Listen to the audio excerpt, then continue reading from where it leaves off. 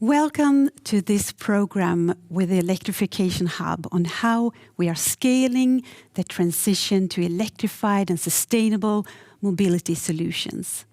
We will visit 3 companies here today who are at different sizes and industries, and they are scaling the transition.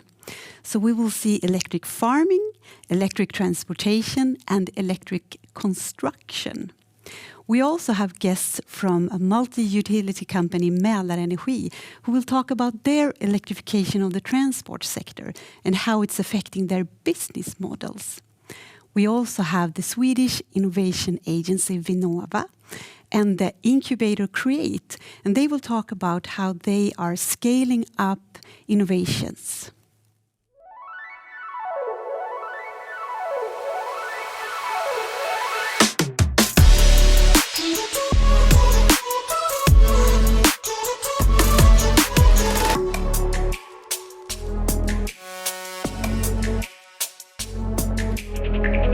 Before we talk to our guests in the studio, Mikael Hjort, can you explain to us what is Electrification Hub and how are you scaling this transition? Thank you, Elin. Electrification Hub is an innovation accelerator that is driving the transition to electrified heavy transports. We do this by working together tightly between industry, academia, and public sector. And the change we're going through is profound. And to get there, we need to be able to experiment, learn, and scale quickly. And to get there, we want to do this by creating an arena where different organizations across the value chain can work together, test their ideas, develop them, but then also scale them so we get to a big transition across society. And by doing that, we think that we're driving innovation, speed to market, but also sustainable mobility, which is important to get to our climate goals and also a sustainable society. Great. Thank you. Thank you. We will talk more with you and our guests in just a minute. But before that, we will visit Ecobot. They are a scale-up in Västerås and they are developing electrified and autonomous robots for the farming industry. Let's meet Ecobot. At the moment we are at Ecobot's test facility outside Västerås. And here we run a long-term test for the robot. So it will be fully operational once it goes to the real fields. The vision for this company was to offer a new type of solution for farmers so that they were able to replace pesticides and be more sustainable in their production. So eco is of course ecological or organic, and bot stands for a robot. The robot is supposed to raise the productivity for the farmers, and the specific need that we fulfill is to control weeds, so like kill the weeds on the fields. And we do that by using robot that can run without supervision. That means it's fully autonomic, and it uses camera systems to detect not only weeds, we can detect insects, fungicides, etc., etc. And on board of the robot we have a processor that can, with the help of AI, determine whether it is a crop or a weed. And then the robot decides whether it should fight it or leave it on the soil, so to speak. What we're also looking into is to use multispectral cameras to detect pesticides, other nutrition deficiency, etc. Because then you could give the farmer really good insights on what is happening on the field at the moment and what the fertilizer demands are for that certain crop that you're operating in at the moment. Fertilizer today is put on the field with the existing technology, it's widespread. So you get a lot of waste. With the robot, since it can detect exactly where the plant is, you can place the fertilizer in exact that space. And there's not only the farmer that are interested in that type of data, it could also be the farmer's advisors or the suppliers of fertilizer. There's so many areas where you can use field data and the knowledge from the fields to other type of customers and bring value for them. Up until now we've been developing a lot, but At the moment we're in a stage where we need to raise the capacity for the production. And we try to focus on building a stable product with a long technical lifetime. We're expecting to have a capacity of hundreds of robots within 1 to 2 years. And the demand from the market is thousands of robots. So the demands are there, but you need to really focus on production line that can produce in a sustainable way and produce really high quality products. We have actually started the project of our own, which is what we call a hot swap system. And that means that you manually swap batteries on board of the robot without turning the robot off. And with that technology, we can have the robots running 24/7. It needs to be profitable for the farmer to invest in this type of technology. And of course that's a challenge because that often happens once you have bigger volumes, and we're not really there yet. So it's a challenge in production, of course, to produce a robot that meet the demands of what the farmers expect cost-wise. And the vision is, of course, to give the farmers a really good tool to do what they do today, but in a more sustainable way. And farmers, I would say, is quite ahead of many other industries when it comes to use solar panels. And that means that there's a potential in building a good infrastructure to produce energy on site for light electrical vehicles.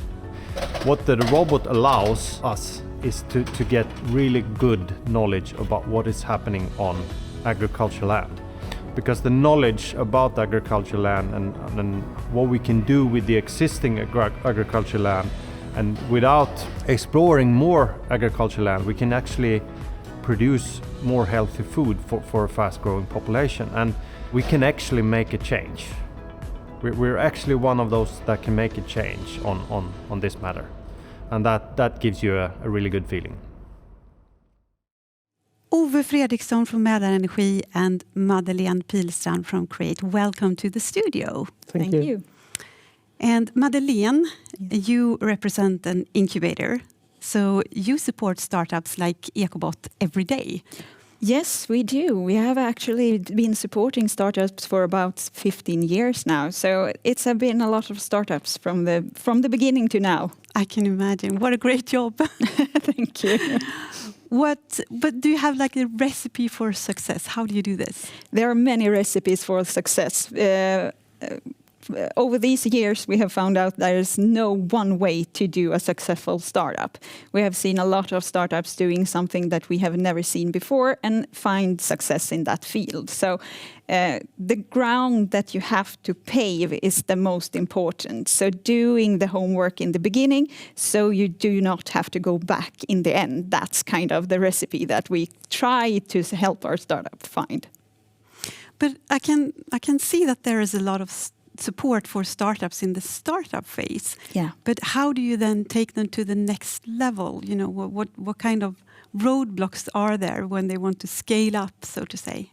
The scale up phase is something that is very hard to do. There's something called Death Valley for scale ups. So in Sweden we have a lot of help for startups, and we have had for a lot of years. But the scale up phase has been overlooked. And is something that we incubators and science parks and other actors in the system are really looking in right now for the last, I would say, 5 to 4 years now. We have been looking for that. And the main problem is that you have had a successful business for a few years. You have recruited people that you're happy to work with, and now you kind of have to start over. You have to get an investment. You have to see what different law requirements will have when we go from 10 to maybe 20 people. So there's a lot of obstacles, and you may not have the knowledge to do that. And where do you get that knowledge? Mm. A lot of challenges indeed. Yes. Ove, you come from Mälarenergi, which is a multidisciplinary utility company. Yeah. And you provide the society with the water and electricity and all that. Yeah. I was just thinking, you might think that is a very traditional company, right? Or a traditional industry. Yeah. But you actually do work a lot with innovation. Tell us, what do you do? Yes. Of course, it's traditionally we've been operating since back in the 1980s or 18th century, 1861, we started our first operation. And of course, it has to be traditional in one way, because we have to supply the society with our services 24/7. You can take a chance on introducing new things. It has to go a certain way. But you also see there's a lot of new technologies coming up, new business model, enabling new solutions to be built. And what we're doing is seeing how we can take a step from the meter, the electric meter, for example, into the customer and working together with them. And in that phase, a lot of startups and innovations is needed to be involved, because we want to bring new ideas, new culture into our company, really working with new solutions also together with the old solutions, so to say. So that's important, and it's also important very much for the climate. If we're going to take the challenge for climate change, we have to work together. No one sits on the sole solution for this. So that's why we're doing this. We're working with companies together with the university. We're working with AI companies. We're working with our own data supporting startups and scale-ups. How can they use our data from the production and from the customers? So it's really challenging us, and it's good for us. Do you have like a special innovation process, or how do you make it work in your organization when you bring in startups like that? We have to find the right people within the organization to work with the startups, and we're learning as we go along. And as Madeleine said, there is no process that covers all the phases working with a startup or scale up. But what we have to do is to have the same picture about what this problem is that we're going to solve. And there we can't put any restriction on going for the solution directly. We have to explore. And I think that's the important thing, that you should be open to explore different ways to solve the problem. Great. Mikael, can you explain then what Electrification Hub is doing to support startups like Ecobot, for instance?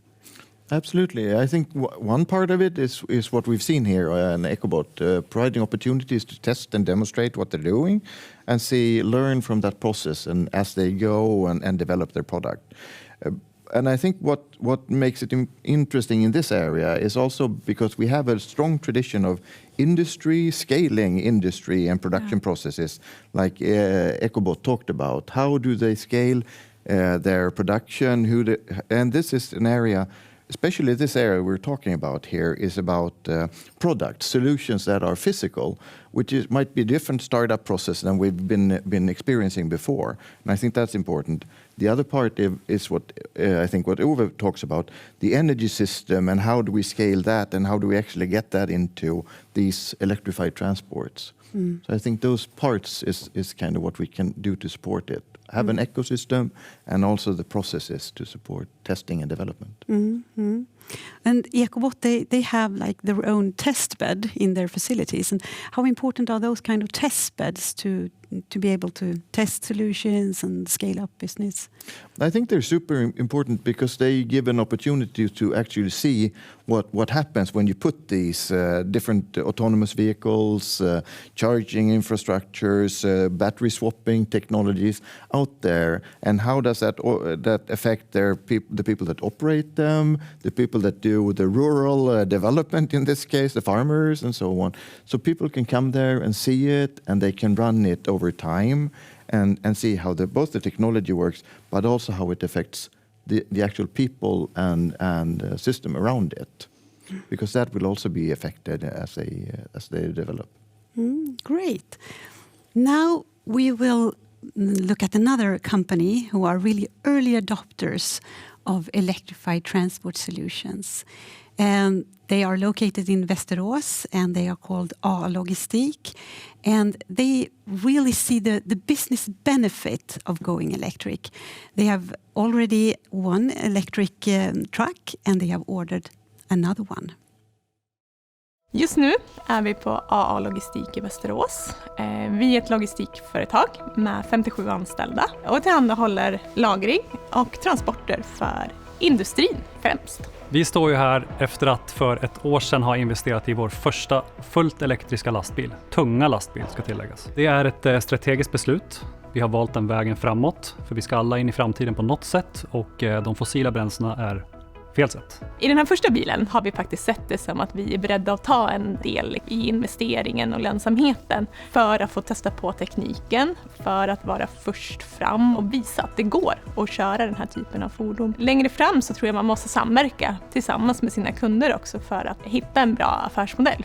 Första stora skillnaden är priset för själva bilen. Det är ett högre pris, så är det bara. Och sen så får man tänka på el på samma sätt som man tänker på diesel, som också har ett varierande pris upp och ner. Och när man gör det här så kan man också vinna marknadsandelar så här på kort sikt i början. Hitta rätt kunder som tycker det här är det viktigaste som finns. Vi har ju redan tidigt nu, i första lanseringen, den första elbilen har vi samarbetat både med Västerås energibolag, Mälarenergi och tillsammans med ABB som är experter på laddinfrastruktur. Och så har vi tillsammans liksom börjat bygga upp hur skulle det här kunna se ut i småskala och sen är tanken att vi ska kunna skala upp det längre fram. Och sen också tillsammans i branschen hitta vägar fram. På den fossila sidan har man ett drivmedelstillägg. Det finns inte riktigt utbrett i dagsläget för el. Där behöver vi tillsammans med både kunder, branschkollegor jobba fram en sån modell.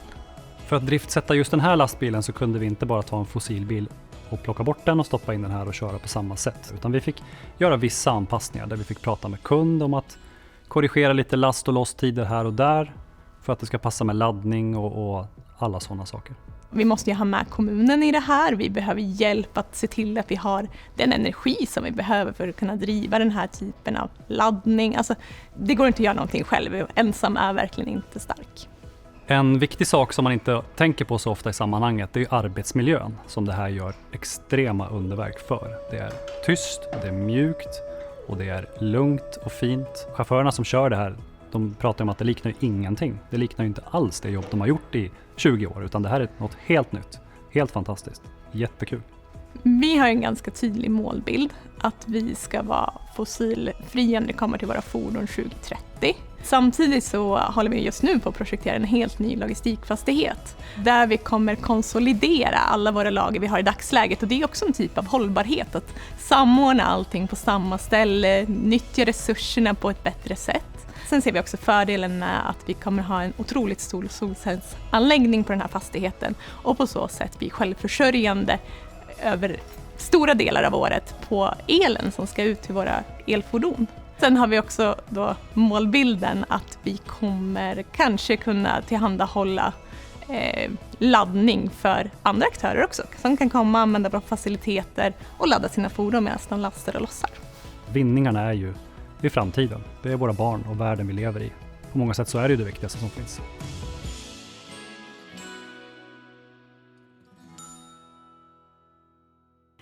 Ove, you have been involved with AA Logistik since the beginning. Why is it so important for you at Mälarenergi to be involved at an early stage?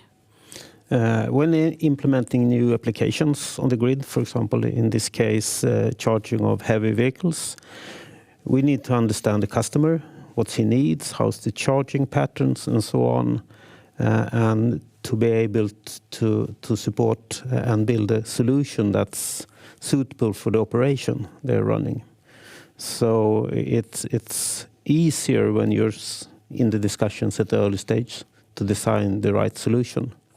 And in this case, as Åsa said, we did it together with ABB and AA Logistics. So it's been a good cooperation. We learned a lot from the first installation, and as Åsa also mentioned, they are now looking to build a new logistics center, and we can also be a part of that, taking what we learned from the first installation and other installations we're doing. Mm. But I mean, they have one electric truck now, and they will soon have other as well, and they have depot charging. Yes. But what's next, so to say, when they want to scale up and have the entire fleet electric, and when they want to do regional transports and not only the local ones? How fast is the charging network developing? It's developing quite fast. There's been a lot of subsidies for building stations for heavy charging, and the demand will be both on the depot and on along the roads, especially on the long-haul routes, not only the regional routes. And for that reason, we're also been part of starting a new company. Mälarenergi is a part of what's called GITO Heavy Charging Solutions. And that's a way for us to take responsibility. How can we make it possible to make this transition going from fossil fuels going to electric, also on the heavy transports, not only on the personal cars, so to say. So I think what will happen is different solutions will occur within both the depots. As Åsa mentioned, again, they can also supply charging for other logistics companies coming to their offloading or loading,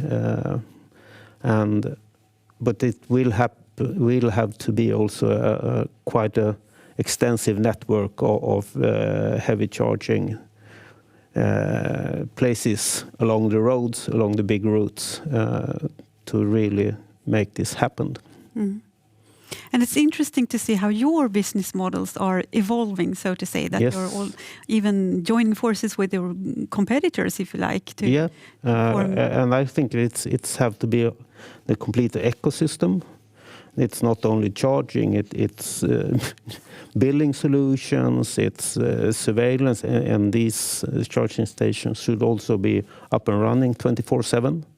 So they need services, they need that we can go out to them if they go down middle in the night and so on. So it's more or less we can apply our own organization on adding these services. And I think the complete transition will be as we have charging as a service, supplying the whole system for the customers that need that.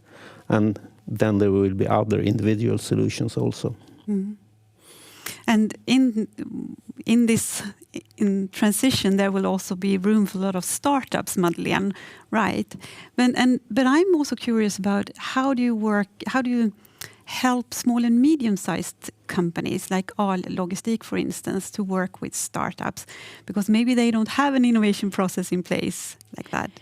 Yeah, to keep it short and sweet, startups also often have an innovation product or a service that it kind of changes everything. But a lot of small and medium-sized companies in our region, in Västmanland and Sörmland, they actually have done this for quite some time. They have a company up and running, and they have their own structure already. So, and that may not be so innovative. So to kind of get the collaboration between a startup that can stand for the innovation, but they need the knowledge how to scale that up, and they need production knowledge, they need the structure knowledge. To kind of get a pair between those two is often a bigger change than a startup with a big company. Which we have been working for a few years now, but this kind of collaboration is quite new and something that the innovation system is trying to figure out, because we can see it optimizing some of the structures that are already in place and needs to be in place for being the great transition that the whole ecosystem needs to have.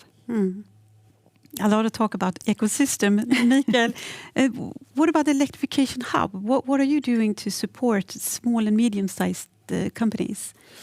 I think there's two things. One is what we've done now is sharing the examples but putting them into a context where you see the entire change as you scale it, as there's more vehicles, as there's more charging infrastructure being built out and depots. How do you do that? That's one thing. The other thing we're trying to do is working with the small, medium-sized companies in that change process, and also looking at funding opportunities, because I think a lot of these have very tight margins, and when you need to have resources to develop, can you do it with other smaller companies and with bigger companies working together? Yeah. So creating that arena. Great. Well, now we have seen the future of farming and the future of transportation. But what about electric construction? What does that look like? We're going to visit Skanska's site Slakthusområdet in Stockholm, where they are bringing in a lot of different electric machines on the site. And they are also working with innovation, because they are converting 35,000 machine hours to fossil-free. Vi befinner oss i Slakthusområdet som är i södra Stockholm. Det ligger precis bredvid Globen och Tele2 Arena här. Och det är ett gammalt industriområde. Men nu ska det göras om till bostadsområde och det ska bli kontor, en gymnasieskola och en hel del restauranger och kulturliv. Vår kund, Stockholms stad, vill ju tillsammans med oss att vi ska testa nytt och prova nya arbetssätt och möjligheter. Och jag kan väl säga att byggbranschen är inte så där jättebra på att jobba med innovation. Men det är ju någonting som är helt avgörande och jätteviktigt. Ja, men vi har en entreprenad här som ska drivas fossilbränslefritt. Och sen har vi också krav på oss att det ska vara minst 10% emissionsfritt eller utsläppsfritt. Och det löser vi genom att vi har en grävmaskin från Volvo, en EC230 som är eldriven, går på batteri. Och sen har vi också en ellastbil som kör runt här på området med schaktmassor. Och sen ska det även bli krossverk, sorteringsverk och en borrig som går på el också. Och det här är ju helt unikt för oss. Det har vi inte någon annanstans. Sen årsskiftet så har alla Skanskas regioner dedikerade klimat- och hållbarhetschefer. Och de har ju fått ett tydligt uppdrag att de ska driva klimatfrågan och även sprida goda exempel och se till att vi skalar upp våra bra arbetssätt och föra erfarenheter vidare. Och Stockholms stad har använts av en konkurrenspräglad dialog här när de skulle handla upp det här projektet. Och det är ju ett jättebra sätt att fråga marknaden och entreprenörerna, vad är rimliga klimatkrav? Sen vill vi ju givetvis att våra kunder ska vässa då det vi säger, så att vi blir lite utmanade. Vi måste ju få ner våra klimatutsläpp. Vi har ju högt ställda klimatmål och de måste vi ju nå. Och eldrift är ju ett sätt. Så för att lyckas med den här klimatomställningen, väldigt viktiga klimatomställningen, måste vi samverka med många aktörer i branschen. Det krävs modiga beställare och kunder och ett stort engagemang från alla parter. Och här finns förutsättningarna. Det är ju ett gammalt industriområde där det har funnits flera olika industrier som har krävt mycket el och effekt.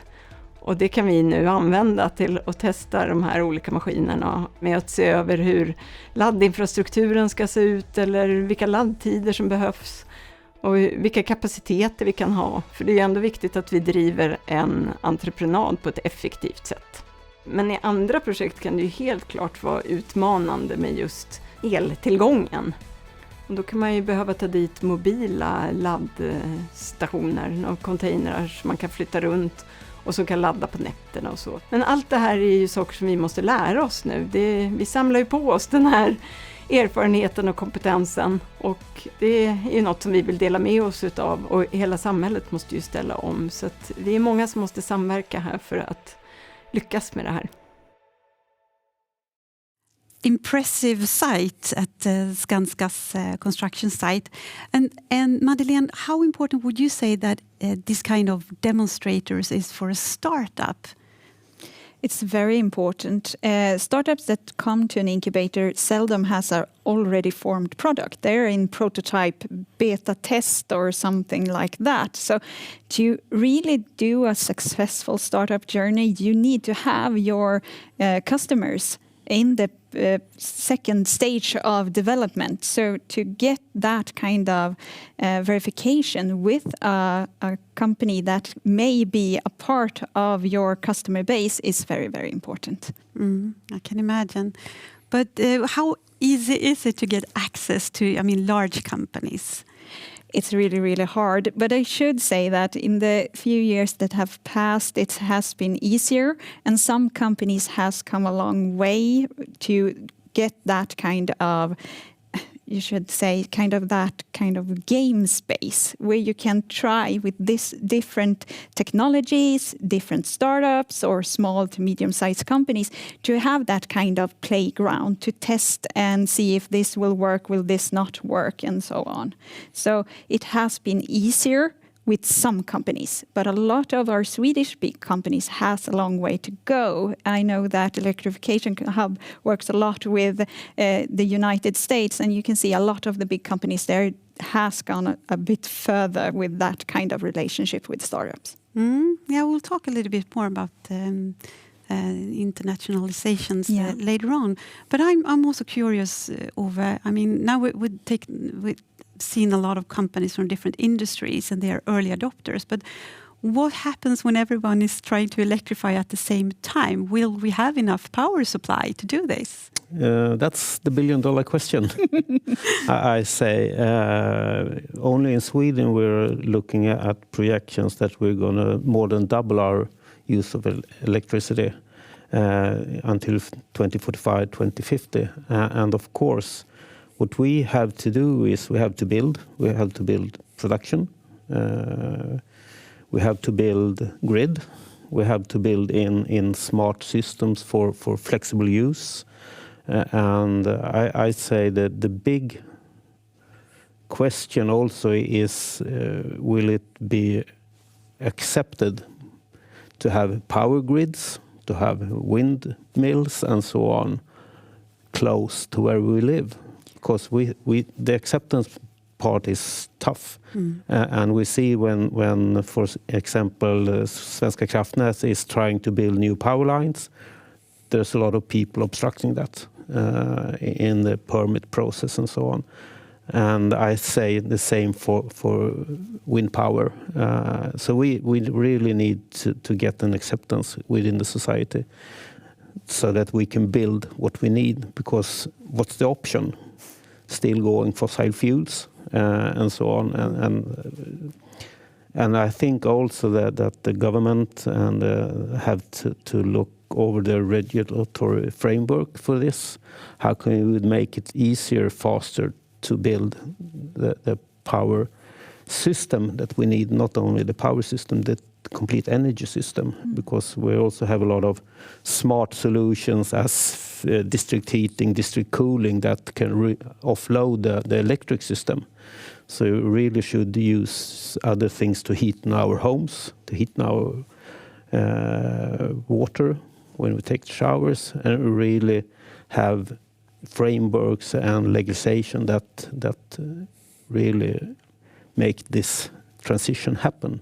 So I think there's a lot of acceptance part, also financing, of course, but also the regulatory frameworks has to be looked over, because there is no planet B.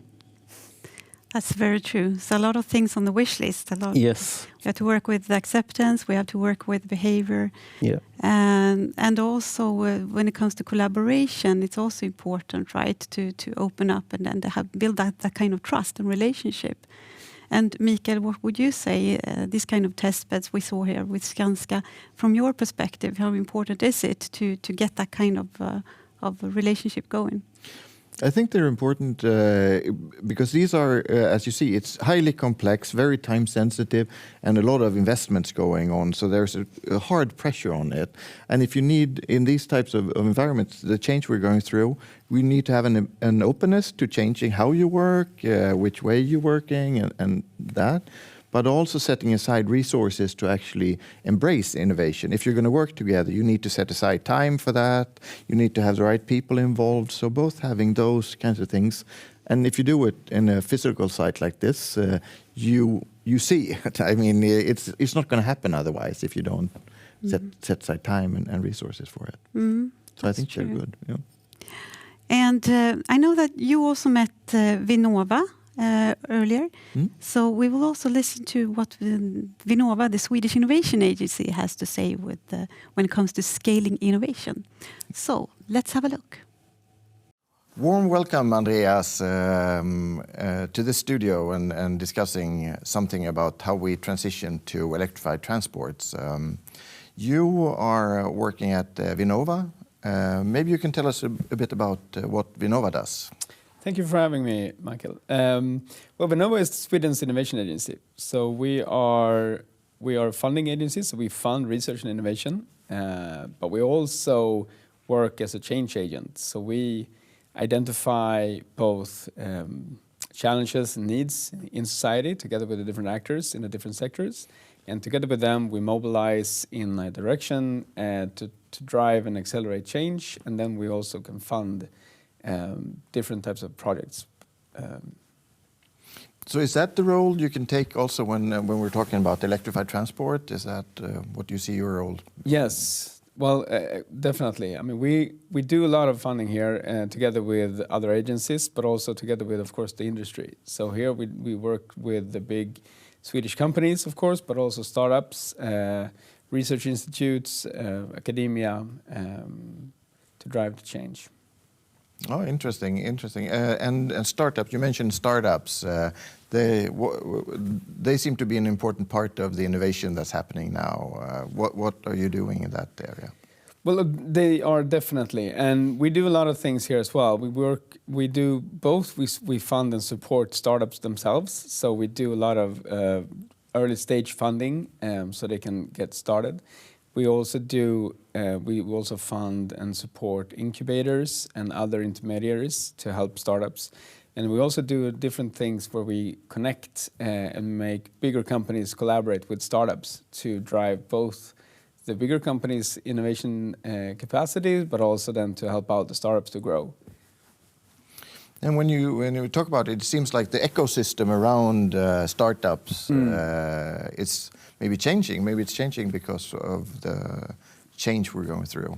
I think so. And what we also see, I mean, the system change here now when we talk about electrified transportation. I mean, the more traditional actors in the transportation area, they need, of course, to transform, but we also see a lot of newcomers coming into the market, where we have Swedish startups that didn't exist in a couple of years ago that now are heading this transformation and contributing to the change we see. But then also, then of course, collaborating with the bigger actors as well. And do small and medium-sized companies also fit into that picture? Or what's their role? Well, they do, and some of these, of course, they get a quite fast scale up here. I mean, take Einride, for example. They are, I guess, a startup, but they are now also an SME. I mean, they've grown the last couple of years, of course. So here we can see, I mean, both that the startup companies grow fast into more intermediary-sized companies, but also, of course, the SMEs in here, which are really important also in this change. And what are you doing in terms of supporting SMEs in the development?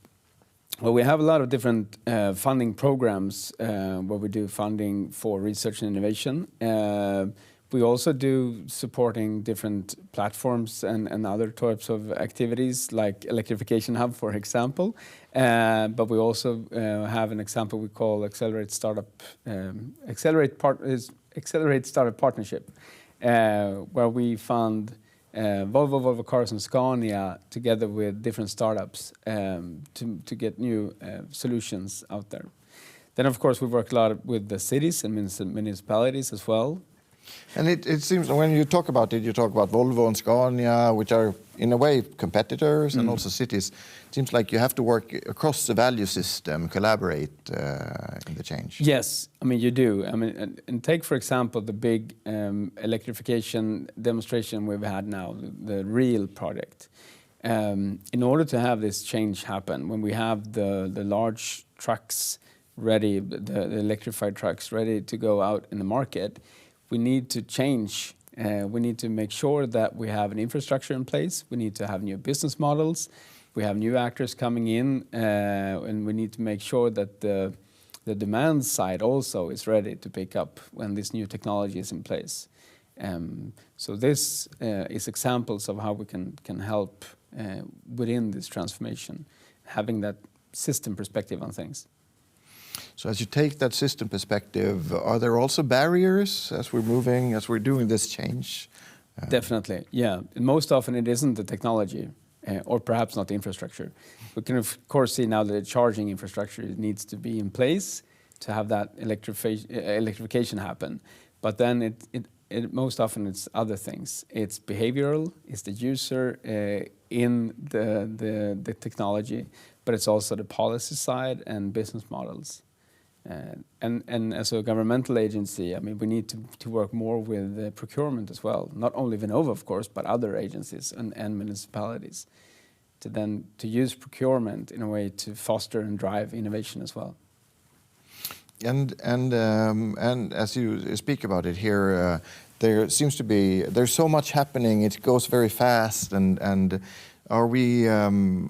Is there a danger of us moving very quickly and forgetting the long term in this, or do we need to balance? It's a very good question. Yeah, I think we need to think fast and slow at the same time here, because we do need to act fast to drive this transformation, and we have a lot of new technology in place that needs to scale and get implemented to make sure that we can do this transformation.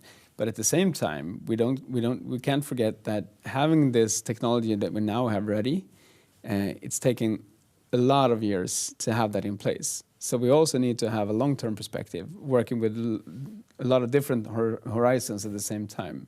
So we can't forget that we need to find more longer term and more radical and disruptive innovation in a way at the same time.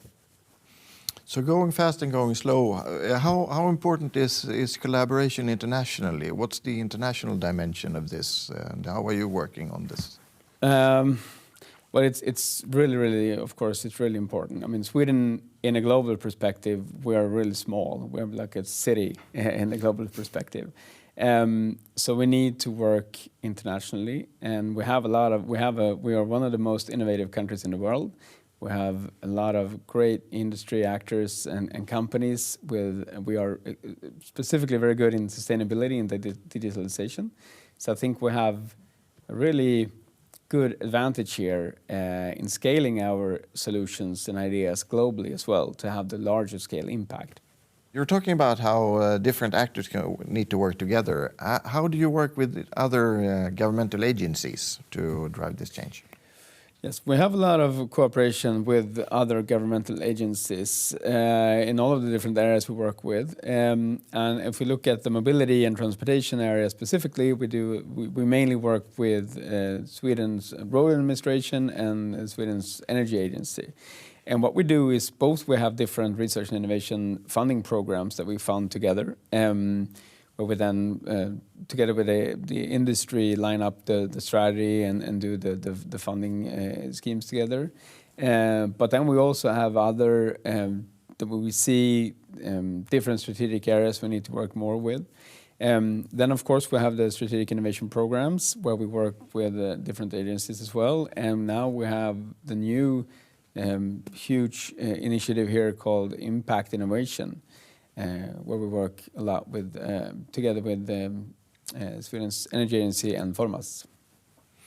Excellent. And does the change is happening globally, so is international collaboration in that sense also important? Definitely. And if we look at impact innovation first, I mean, it's two things. What is really important there is the international, to get international scale up and international involvement, but also the mission-oriented approach, that the actors together need to set clear missions in what directionality they need to work with.